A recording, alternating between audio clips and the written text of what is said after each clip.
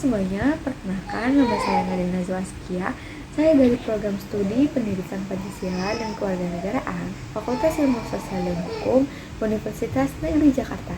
Nah, pada video kali ini saya akan membagikan pengalaman pribadi saya tentang bagaimana cara belajar mengatur waktu dan mengolah emosi ketika menghadapi banyaknya tugas kuliah yang terasa sangat berat. Nah, pada video kali ini saya akan mencoba menganalisisnya menggunakan 3 teori belajar, yaitu behaviorisme, kognitif, dan konstruktivisme. Nah, langsung saja kita tonton videonya. Enjoy for watching. Awalnya saya menganggap bahwa belajar di perguruan tinggi hanya tentang memahami materi dan mengerjakan tugas. Namun ternyata kenyataannya jauh lebih kompleks. Ketika memasuki pertengahan semester, tugas-tugas dari berbagai mata kuliah datang hampir bersamaan. Saya masih ingat dengan jelas, 1 minggu itu benar-benar terasa seperti mimpi buruk. Ada makalah yang harus dikumpulkan, presentasi kelompok, laporan praktikum, dan di sisi lain, saya juga aktif di organisasi kampus yang menuntut waktu ekstra. Saya mencoba membagi waktu, tetapi hasilnya tidak maksimal. Saya sering tidur larut, bangun kesiangan, dan akhirnya kehilangan fokus di kelas. Yang lebih parah lagi, saya mulai mudah marah dan emosional. Ada perasaan campur aduk, stres, lelah, dan kadang ingin menyerah. Saya merasa tidak mampu memenuhi semua tanggung jawab sekaligus.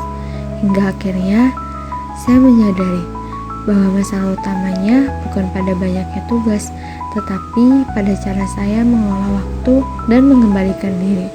Dari situ, saya mulai perlahan-lahan memperbaiki pola belajar saya.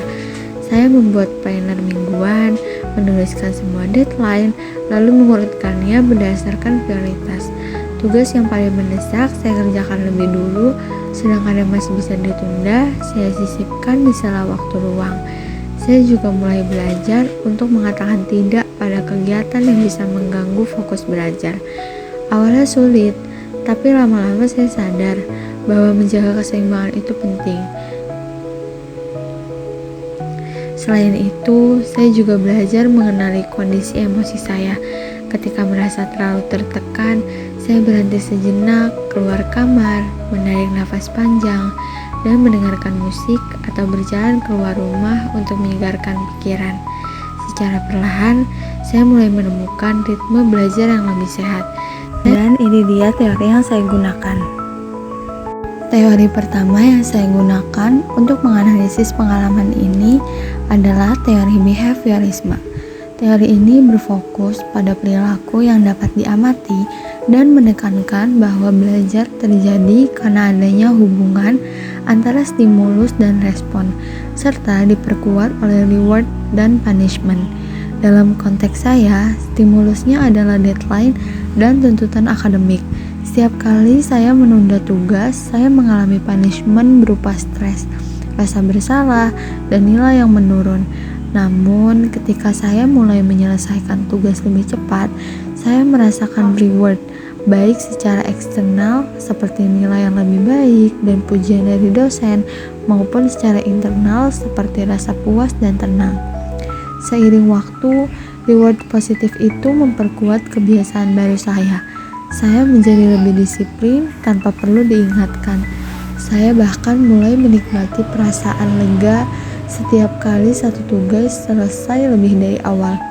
Dari sini, saya belajar bahwa pengulangan perilaku positif yang disertai penguatan dapat membentuk kebiasaan baru. Itulah inti dari behaviorisme yang saya alami sendiri. Perubahan perilaku muncul karena konsekuensi yang mengikuti tindakan kita. Selanjutnya, dari sudut pandang teori kognitif, belajar tidak hanya dilihat dari perilaku luar, tetapi juga dari proses berpikir di dalam diri seseorang. Teori ini menekankan bagaimana individu memproses informasi, mengingat, memahami, dan menyusun strategi untuk mencapai tujuan belajar. Saya mulai menerapkan cara berpikir yang lebih terstruktur. Saya belajar memecah tugas besar menjadi bagian-bagian kecil sehingga tidak terasa berat. Misalnya, Jika ada laporan 10 halaman, saya bagi menjadi target menulis 2 halaman per hari. Dengan begitu, otak saya tidak merasa kewalahan. Saya juga belajar mengenali pola berpikir saya sendiri. Saya sadar bahwa ketika saya panik, otak saya sulit fokus. Maka dari itu, saya melatih diri untuk berhenti sejenak, menarik nafas, lalu menulis apa yang harus dikerjakan dulu. Cara berpikir ini membantu saya mengatur alur berpikir dan menghindari stres berlebih. Selain itu, saya mulai menyadari pentingnya refleksi.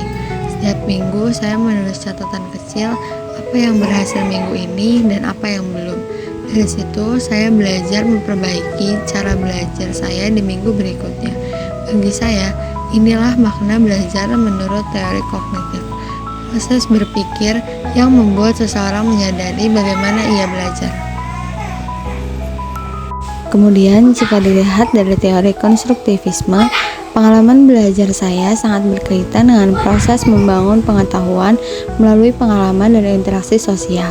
Saya tidak belajar sendirian, saya belajar dari teman-teman, dosen, dan situasi nyata yang saya hadapi. Saya sering berdiskusi dengan teman-teman tentang cara mereka mengatur waktu.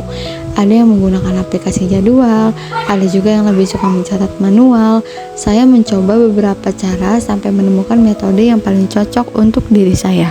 Selain itu, ketika saya bercerita tentang rasa stres atau panik menjelang deadline, teman-teman juga berbagi pengalaman serupa. Dari situ, saya belajar bahwa emosi adalah bagian dari proses belajar, bukan hal yang harus dihindari, tetapi dikelola dengan baik. Dosen saya juga pernah mengatakan bahwa mahasiswa bukan hanya dituntut pintar secara akademik, tapi juga mampu self-regulation atau pengaturan diri. Pernyataan itu membuat saya semakin memahami bahwa mengatur waktu dan emosi adalah keterampilan belajar yang dibangun dari pengalaman hidup nyata, bukan hanya dari teori di kelas. Melalui pengalaman, interaksi, dan refleksi, saya membangun pemahaman baru bahwa belajar sejati terjadi ketika kita mengalami, memaknai, dan mengubah diri. Inilah esensi dari konstruktivisme dalam pengalaman saya. Nah, itu dia cerita pengalaman tentang bagaimana cara saya mengatur waktu dan mengelola emosi ketika sedang menghadapi banyaknya tugas kuliah yang pastinya terasa sangat berat. Nah, semoga dari apa yang saya sampaikan dan apa yang saya ceritakan tadi, kalian bisa mengambil hikmahnya. Dan semoga dari semua yang saya sampaikan bisa bermanfaat untuk kalian semua. Thank you for watching. Bye-bye.